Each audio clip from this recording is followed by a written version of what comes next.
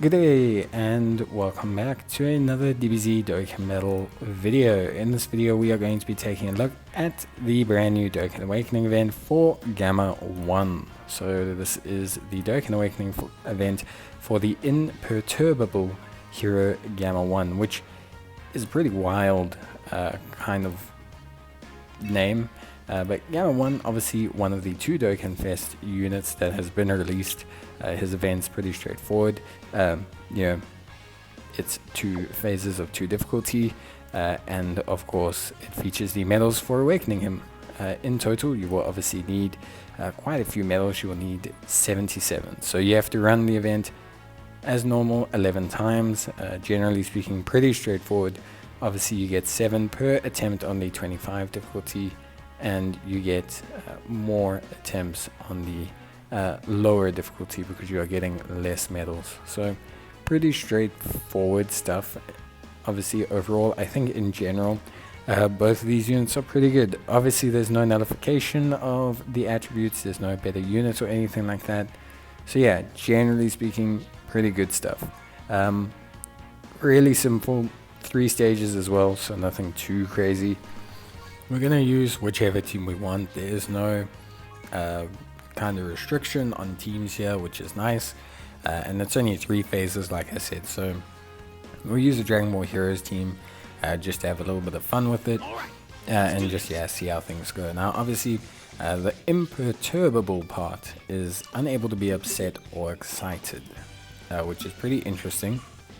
Obviously kind of suits Gamma 1. I think out of both of the Gammas, Gamma 2 was definitely the one people relate with a bit more, because he was quite cocky, quite open, quite out there, quite excitable, and Gamma 1 was clearly not those things.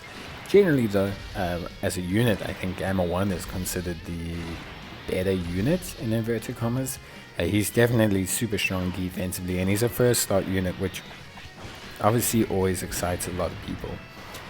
He's got attack plus 50%, guarding all attacks for 4 turns from the start of battle. His attack and defense of 150%, with an additional attack of 100% when performing a super attack. He has an additional attack and defense of 20% with each attack received, and up to 50% damage reduction in 10% increments with each attack received as well. He has a medium chance of performing a critical hit starting from the turn in which he receives his 5th attack in battle, and he gives all allies ki +1 and defense of 30%. He has a great chance of evading unarmed super attacks directed at the character and countering with tremendous power. So yeah, overall, he looks very good. Obviously, him and Gamma 2 are kind of designed to run together. I think Gamma 1 is maybe the unit that people will run even without really good linkage, just because he's a very, very strong first position tank. He can have like over 400k defense with 50% damage reduction, which is very good as a tank. All he's missing is guard to kind of be like the holy trifecta. He's very similar in design to kind of like Strength Piccolo, but with a bit more damage. Strength Piccolo is also very, very good. And because he leads movie heroes, you can kind of run the 2 of them together, which is pretty nutty and pretty cool. They also boast strength, so in general it's actually pretty fun to run the 2 of them together. Obviously, speaking from both units, I think they both are excellent units. I think Movie Heroes as a team just is having the kind of year where they just can't stop getting buffed. I think Movie Heroes traditionally is always a strong team, but it definitely feels like this year they've really taken over as the A team in Dokkan. Like if you've got all the top Movie Heroes units, you basically have all the best units in the game. Now the final phase here is against 2 units, so that is obviously something to be aware of, I guess.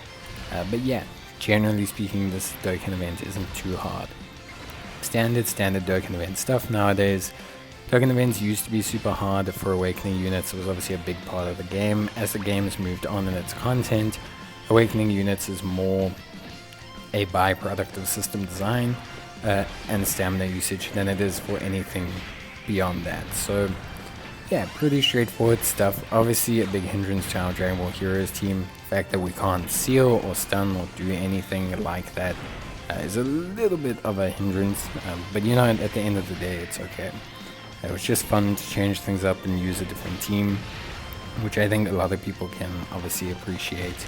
I think overall Gamma 2 has slightly better animations than Gamma 1. Not that I don't like Gamma 1, but just that I think overall, because you see a bit more in Gamma 2 in the movie, I think it's a lot easier to relate to his animations. But yeah, generally speaking, I think both are really, really good units. I think both have really, really good animations, and they just really excite me for what we could possibly still get from the superhero movie. You know, we could still get a really cool Pan, we can still get a really cool Piccolo, Orange Piccolo, Awakened Piccolo, we can still get Gohan, at least 2 forms of Gohan as well, maybe a transforming Gohan.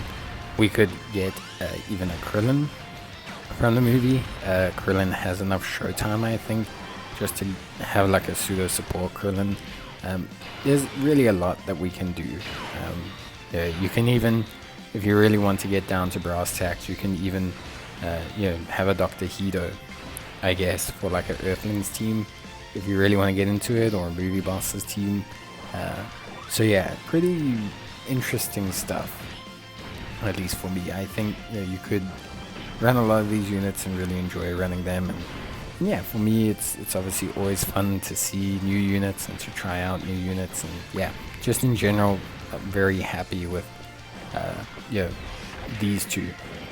Obviously this is just covering the Dokkan event, so there's nothing too crazy to get into. There's nothing like really wild that we want to get into or change or do, and yeah, for me, it is just pretty much, as always, the simple due process that we need to do. So yeah, that's it from me. Obviously guys, hopefully you got Gamma 1 and Gamma 2, and hopefully you're going about the process of awakening them, adding them to your teams, and really getting involved with them. I think they're great units. I think they're awesome, and I really think, at least for me, they're a great reason to summon on the banner. Maybe not to go super hard, but you definitely should invest a little bit on the banner. I think these guys, animations wise, performance wise, and I think they're very cool from the movie. Some people don't like them. I actually think they're very, very cool from the movie. So yeah, that's it, and as always, see you guys in the next one. Until then, bye.